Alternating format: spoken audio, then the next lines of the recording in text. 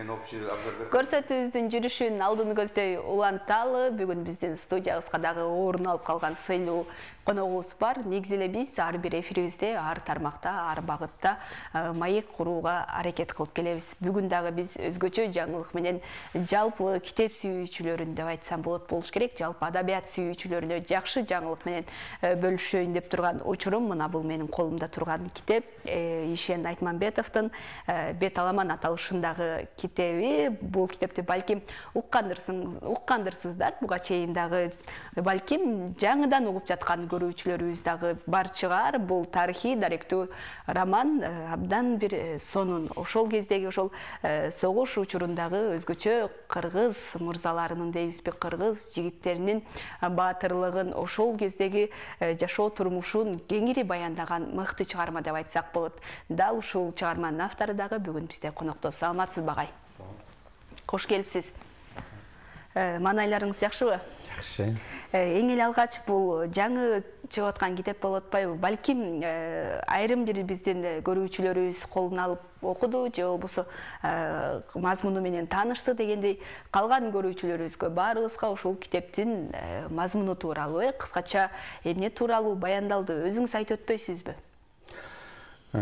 Бул китеп Улуттоо басмаканасынан быйыл июнь айында жарыкка чыкты.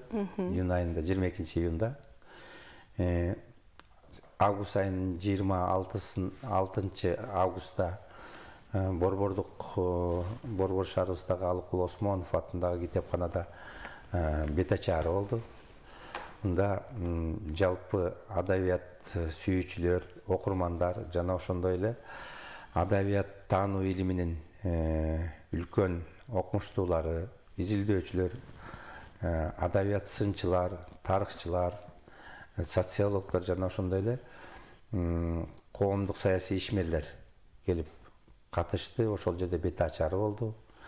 Албетте бет ачарынын алдында мен ошол окумуштууларга, изилдөөчүлөргө бергем.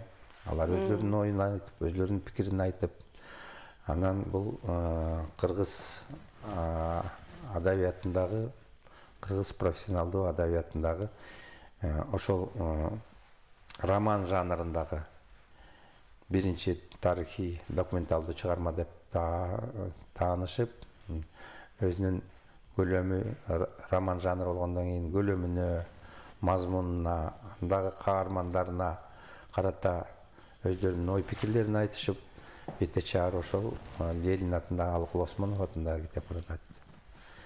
Жалпысынан жакшы маанайда, жакшы ийгиликтүү болду деп эсептейм бул китебимди.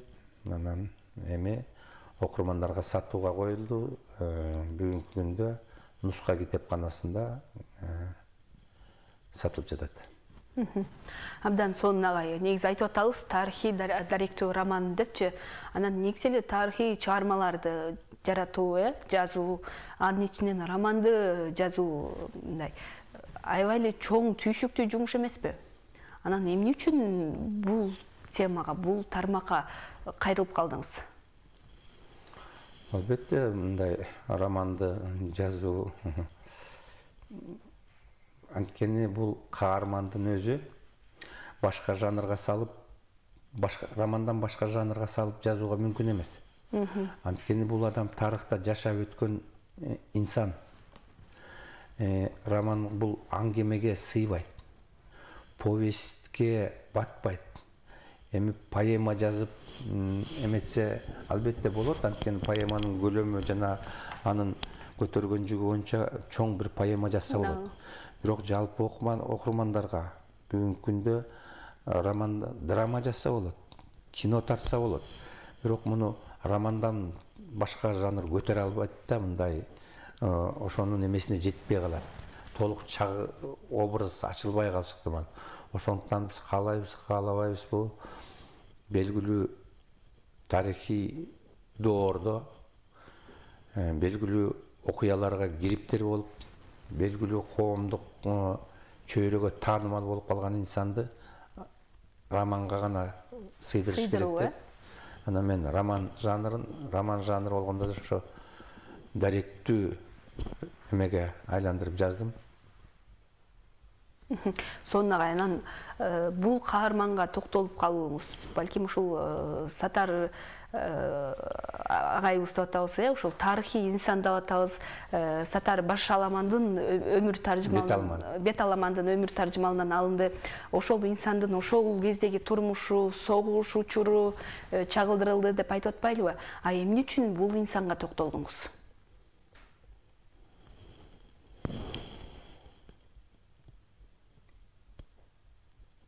Негизи бул инсанды мен Беталман деп аталып калышынын себеби романдын. Бул түрмөдө жүргөн мунун кайманаты. Мунун чыныгы Асан чакыргандагы аты Сатар Алмамбетов. Бул 1917 жылы Тяншан облусунун, ал кезде облус болгон, Тяншан облусунун Жумгал районунун Чаек айылынын Чаек айылында туулган. Ошол Чаек айылына кире бериште Актатыр деген кичинекей айылча болгон. Ошол Актатырда туулган. Урусу Саяк.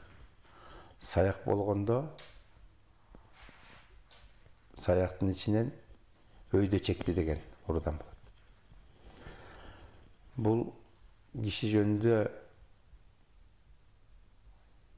Советтер Союзунун доору сүрүп жатканда бул жашыруун тема болгон.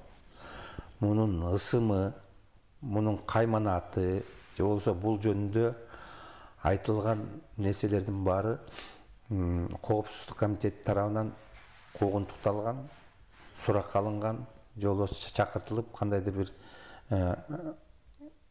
кыстоого алынган. Бул киши өмүрүнүн акыркы 5 жылында Кыргызстанда жашаган. Ошондо күндө эртең менен барып КГБга кат жүзүндө көчө эмне кылды, кимге жолукту, эмне жөнүндө сүйлөштү, ошол жөнүндө отчет берип турган киши болгон. Бул өзгөчө көзөмөлдөө киши болуп эсептелген. Муну албетте анан артынан аңдуулар болуп, муну менен карым катнаш болгон кишилерди жанагынтип чакырып, суракка алып ушундай иштерди жүргүзүшкөн. Бул албетте ошол кездеги Советтер Союзунун идеологиясы ошондой болгон. Коомго ошонун терс мындай залакасы тийип калбасын дегенде кайтарууда болгон.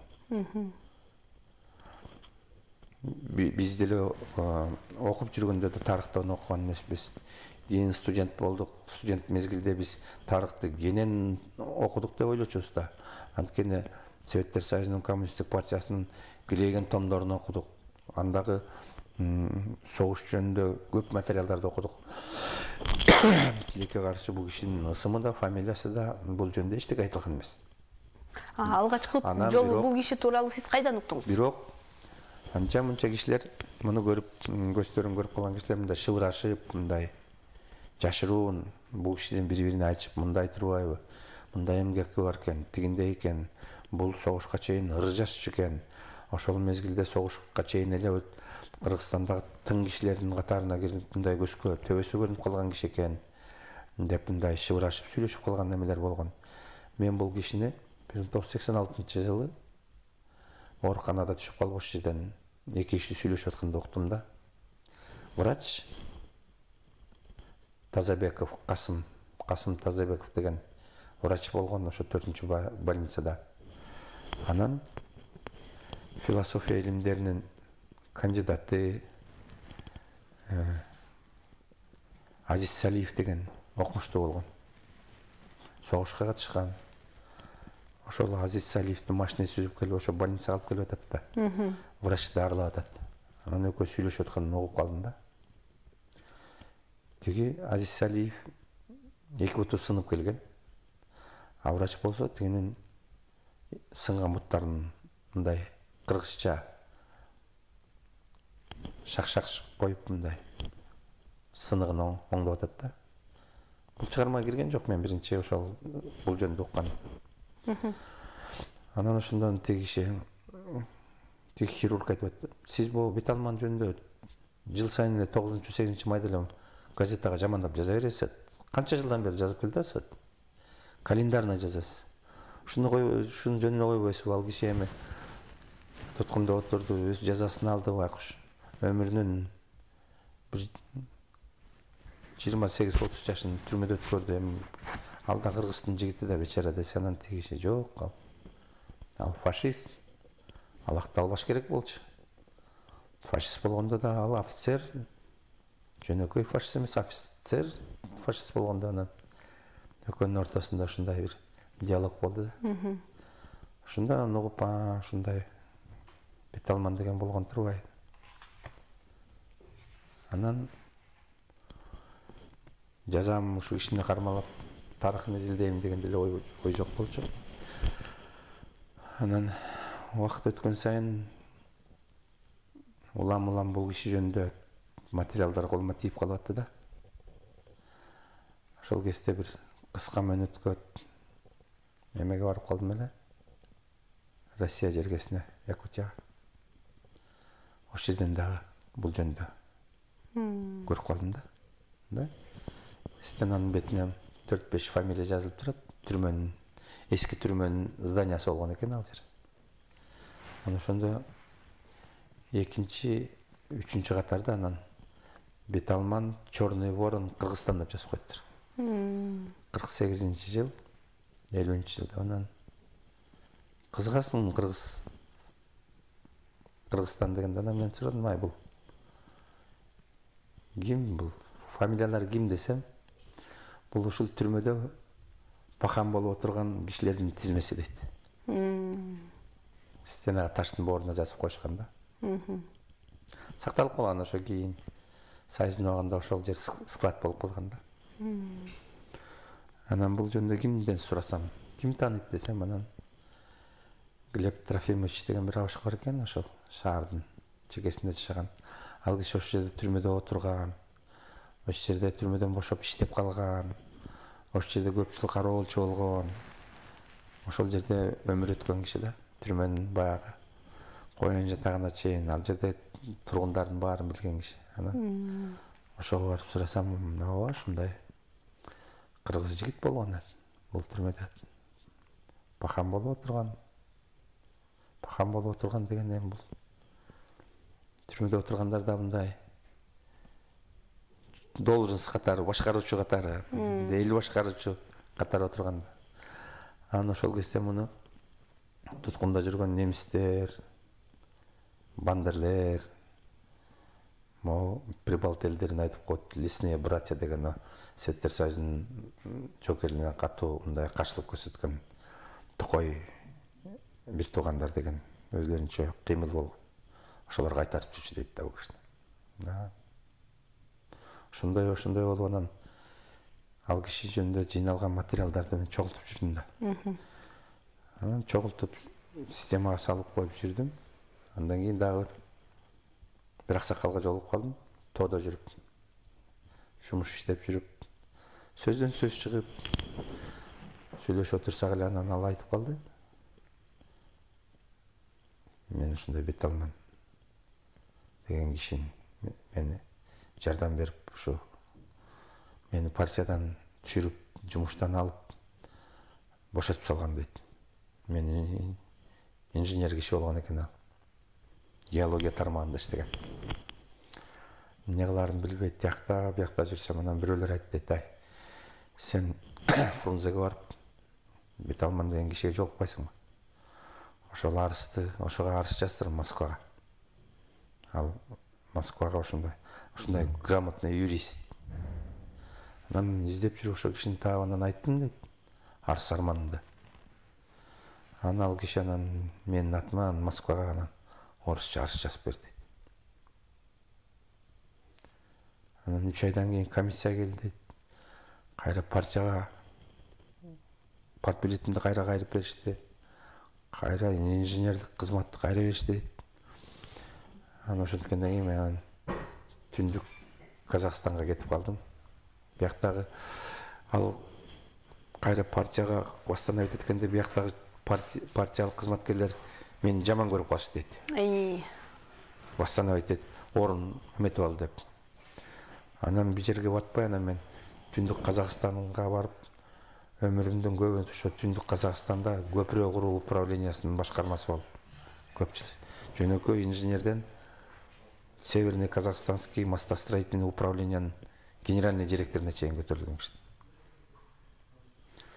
Ошо кишиге анан ушундайлар болуп отуруп чогула берет экен да. Анан ошо мезгил келип калганда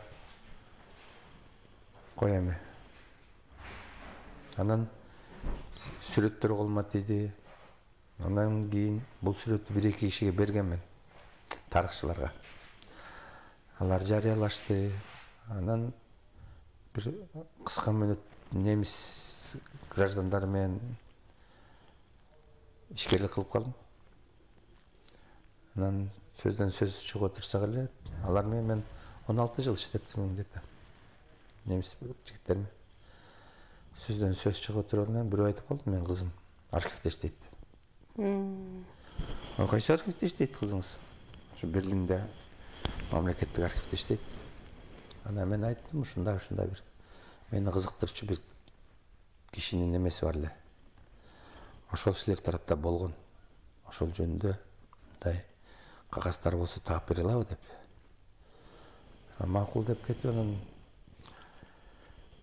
бир айдан кийин анан телефон менен сүйлөсөм, сиз ошол жерден ушул кишинин жакын тууганы деген кагаз алып, аны немис консульствосуна алып барып котортуп, ошол жерден консульстводон аны баягы нотариалдык жактан күбөлөндүрүп, анан бизге салып ийиңиз деп. Мен ошондой кагаз жазып анан жөнөттүм да. Анан архивден тиги кишинин материалы алынды дагы, анан баягы аннотациялык бөлүгүндөгү гана материалдарды. Жанагы тептеметкен сүрөттөрү, тигилери булар, жалпы эле түшүндүрмө. Анан ар жагы бул түбөлүк көз. Сыр бойдон, да? Сыр грифи менен совершенно секретно деп анан ар жагы берилбейт. Мен андан кийин Москвадагы аскердик архивге, СССРдин аскердик архивине, жана мемориал деген жана уюм бар, ушундай согушта курман болгондордун искубарлар деп коет. Ошолорго, коомдук уюмдарга эметтим, бирок биздин коопсуздук комитетине бир канча каттар. Бирок бардык жерден эле баягы отпискага келет да, мындай. Эми кандай деп коет? Даяр жооптор. Тилекке каршы бул материал. Анан бирок эл деген өзүнчө архивде.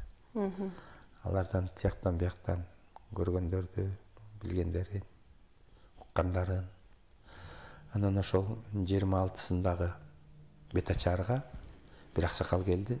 85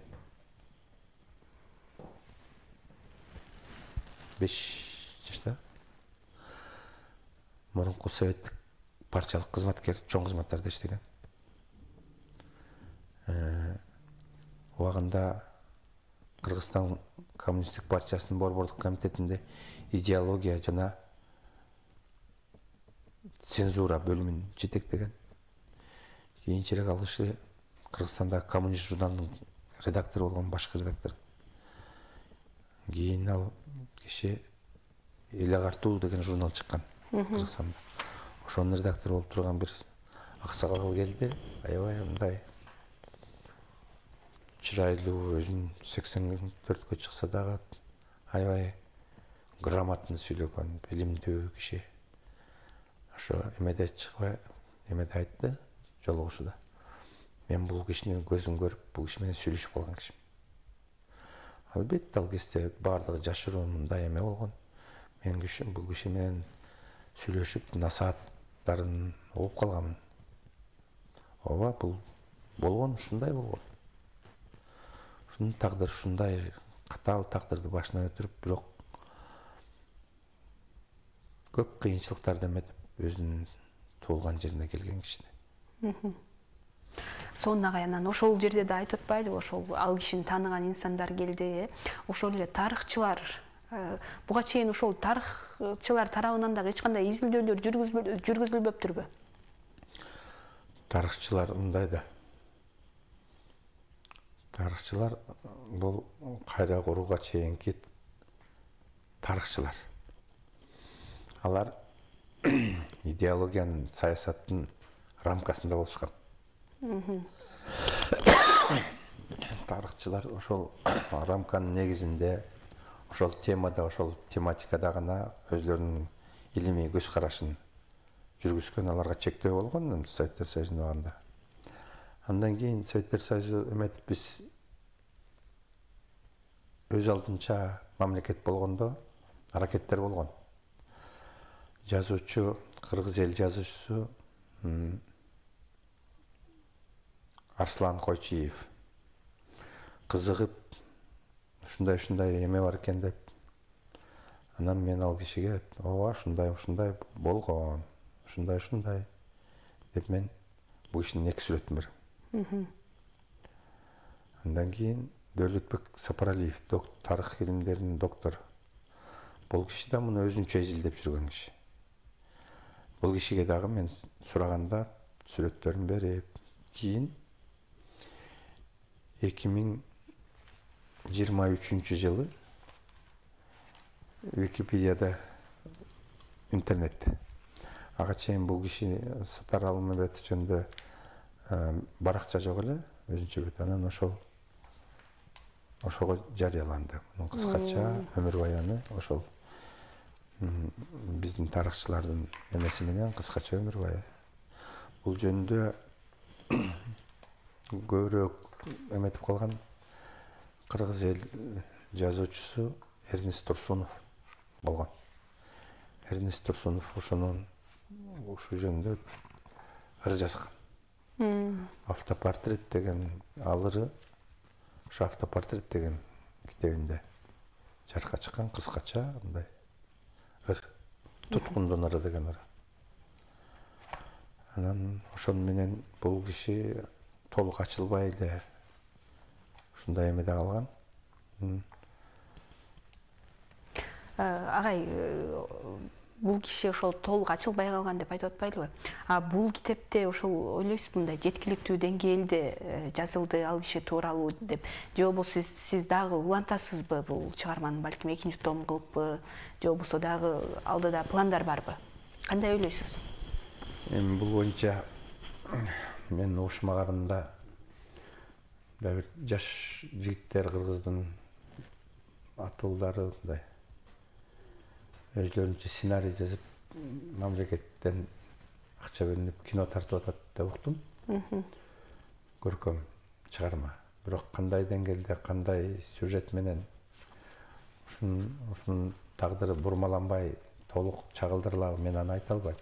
Анткени мен алардын сценарийи менен дагы, алардын эмеси менен тааныштыгым жок. Бирок адабият чөйрөсүндө өткөндө ушундай тартып атыштыр, өзлөрү эле сценарий жазыптыр деп айтышты. Эми кандай деңгээлде, кайсы период, кайсы мезгилди камтыйт ал.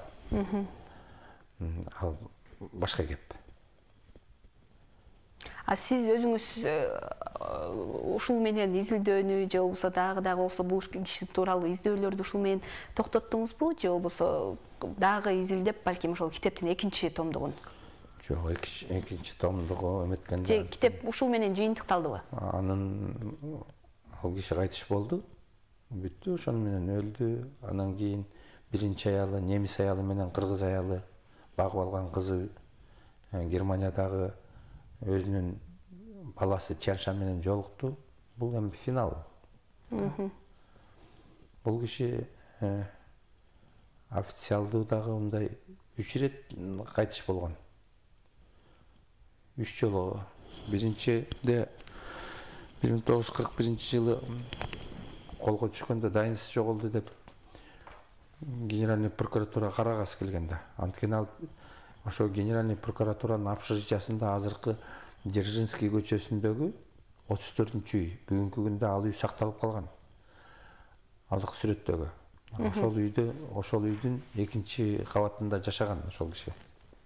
Бүгүнкү күндө геология институту болуп турат. Бул чындык ошол жерде жашаган киши ошол жерге карагасы келген, чогуу иштеген кызмат, чогуу иштеген жашагандарга дайынсы жок болду. Экинчи өлүшү бул 45-жылы муну артынан орус чалгынчылар мындай, бул ошол кезде эмеге жазып турган деп атпайбы, Сталингечи өзүнүн жолун эмесин эмет.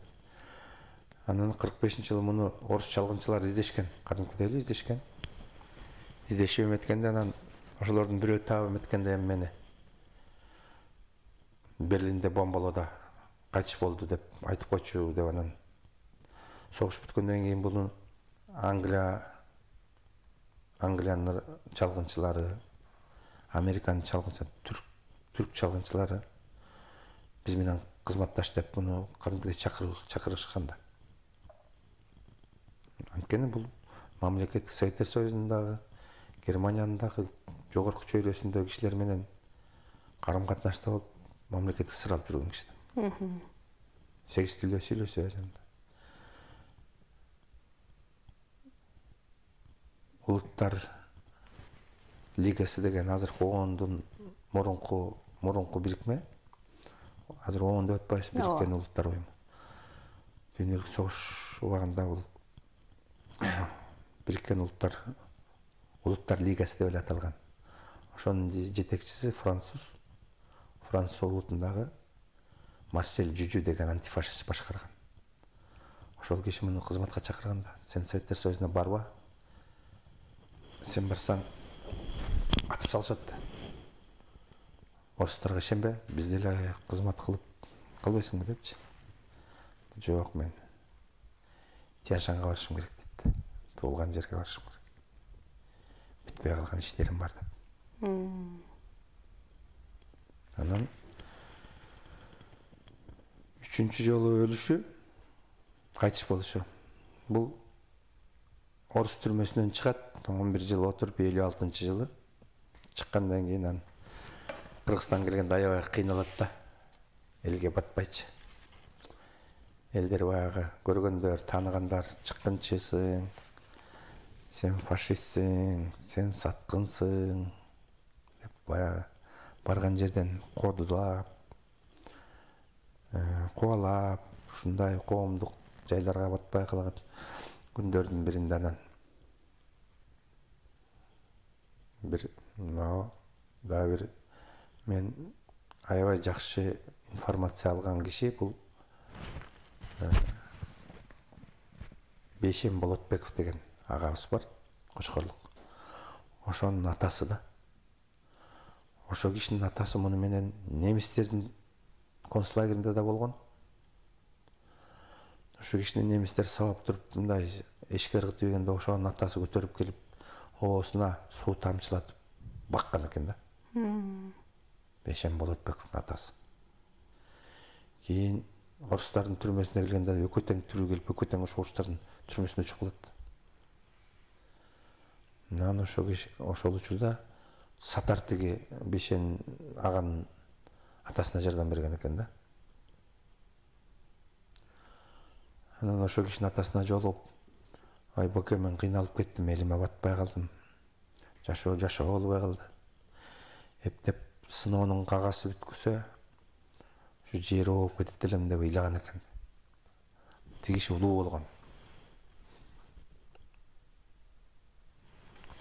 Анан ошо өзүнүн кагаздарын бир бечара бир ооруп аткан кишинин чөнтөгүнө салдырып койгон да.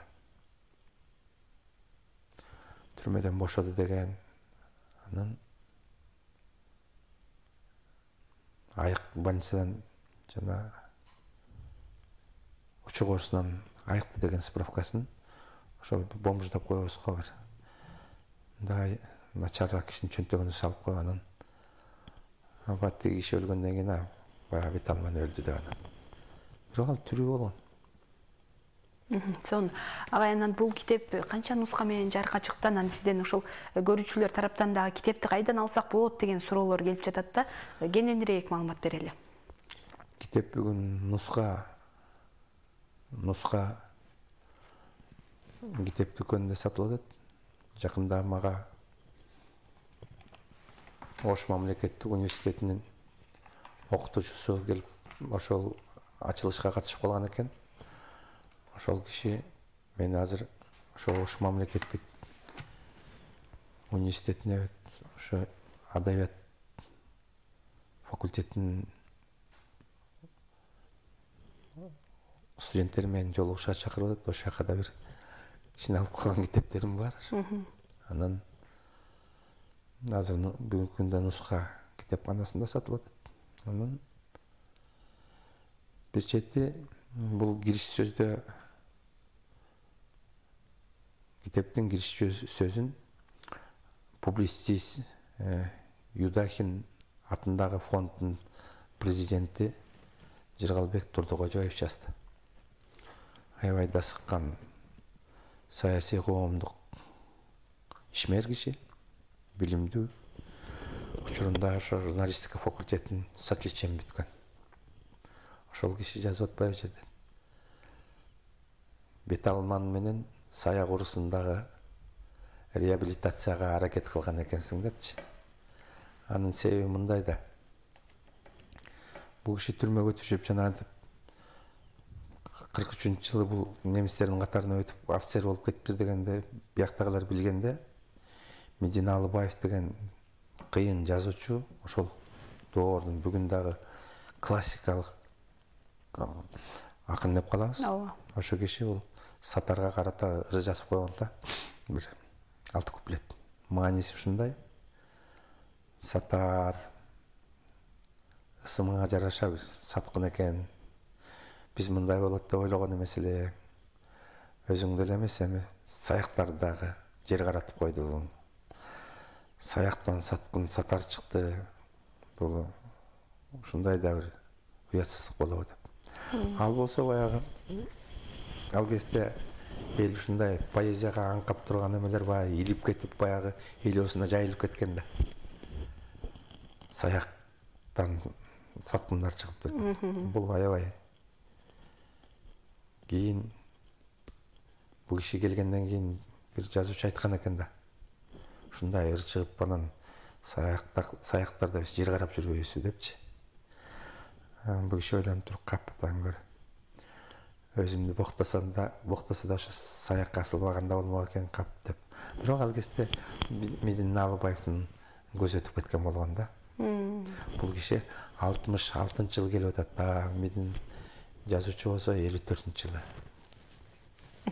Ага жана да айтып калбадыңызбы, мисалы бул кишини биз буга чейин ошол эле тарых беттеринен кездештирген эмеспиз, окуган эмеспиз, ошол эле мектеп программасында жок, кийин университетте эле окубадык деп. А бүгүнкү күндө негизи ушундай инсандарды, тарыхый инсандарды окушубуз керек да, ошол мектеп программасына киргизишибиз керекпи? Кандай аракеттерди көрүшүбүз керек деп ойлойсуз? Мен кийинки муун билиш үчүн.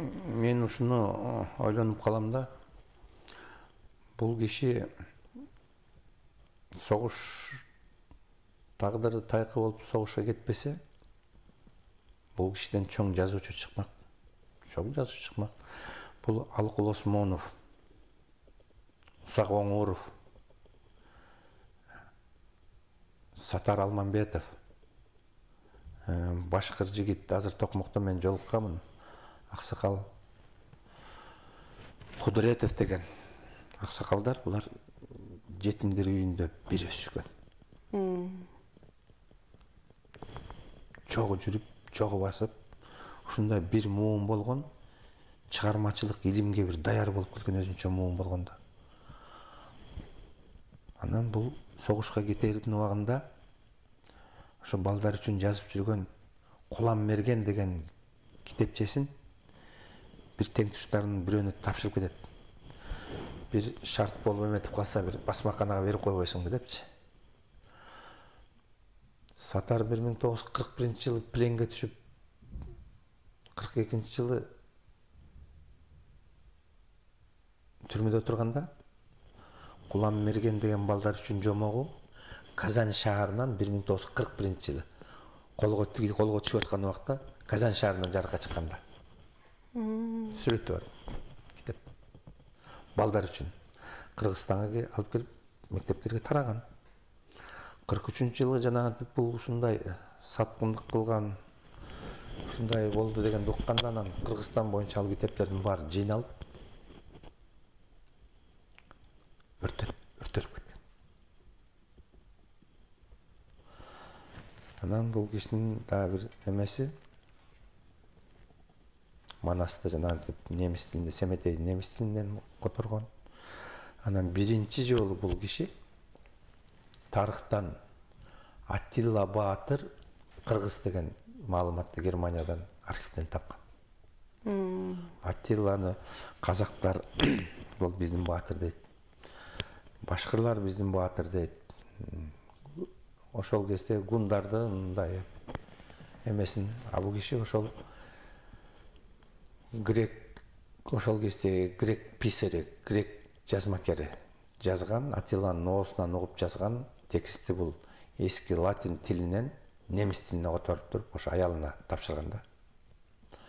Кандай болгон күндө да деп ошол Аттила жөнүндө Аттиланын Европаны чапкан картасы менен кошо тиркеп анан калтырган. Аттила ал жерде айтат: "Мен Мундуздун 3-чү баласы, улутум кыргызмын" деп. Бул тарыхта Аттила бизче Эдил Баатыр деп айтылат. Бул Рим империясын талкалаган жоокерди. Анан ошол жерде кыргыздар жөнүндө анча-мынча материалдарды чогултуп, биздин тарых 17-жылдан эмес, биздин тарых байыркы тарых деген эмени эметкен бул киши. Анан муну тарыхка киргизип, окуу программасына киргизип деп атпайсызбы? Ооба. Аябай актуальный суроо берип койдуңуз да. Бул баягы күнү да айтылды, бул темада сөз болуп атат. Тарых илимдеринин доктору Чоротегин айтып атат, мунун досконально жакшылап изилдеп биз жанагы башкырлардын Муса Жалил деген Советтер Союзунун баатыры ошо концлагерде кайтыш болгон Маубит дептери деген китеби аркылуу ошондой деңгээлге чыгарышыбыз керек деп айтып атат, изилдеп. Эми ал бул мезгилдин эмеси го. Анан мындай эме бар да, могу орустарда диссидентская литература деп коет. Диссиденттик адабият деп өзүнчө агым. Бул Октябрь революциясы башталганда орустардын интеллигенциясынын биринчи тобу ошо чет мамлекетке кеткен да, батышты көздөй, Париж, Лондон, Европага. Ошолордун арасында кыйын жазуучулар ошого кетишкен. Мисалы, Куприн. Ошондой диссидент болгон. Бунин. Ошондой диссидент болгон. Мына Мастер и Маргаританын автору Булгаков да ошондой барып келген чет мамлекетке. Анан кийинки дүйнөлүк экинчи согуштун убагында да ошолордон Бунин Нобель сыйлыгынын ээси болгон да. Чыгармаларын алган. Анан дүйнөлүк экинчи согуштун убагында жанагындай колго түшүп, андан кийин советтик түрмөдө сапкы жеген экинчи агым кетти. Батышты көздөй. Булар Солженицын, Александр Солженицын деген, Михаил Бродский деген, Пастернак. Булар ушундай, Набоков деген кеткен. Булар ошол орус түрмөсүн жөнүндө жашашат да. Ушундай ыйлап, ушундай кордук көрдүк, ушундай эзди деп. Ушундай анан булар батыштын акчасына тияка, бияка келип, бияктан дагы сыйлыктарды алып, алардын жазган адабияттары аябай чоң мындай кадыр барктуу болуп эметишкен мындай. Анан бирок чын-чынына келгенде ошол эле Пастернак деле, Бродский деле, Александр Солженицын деле басып өткөн жолу бул Сатар Беталмандын басып өткөн жолуна караганда чаңда калат да. Бул жердин тозогу деген немистердин ушундай катуу лагеринде отурганда бул адамды тирүүлөй, терисин сыйрып, эксперимент кылып, башын ачып, сөөгүн чучугун чагып, терисинен кошелек тиктирип, канын жарадар, жаш балдардын кандарын жарадар жоокерлерге сайтып, ушундай адамдагы бир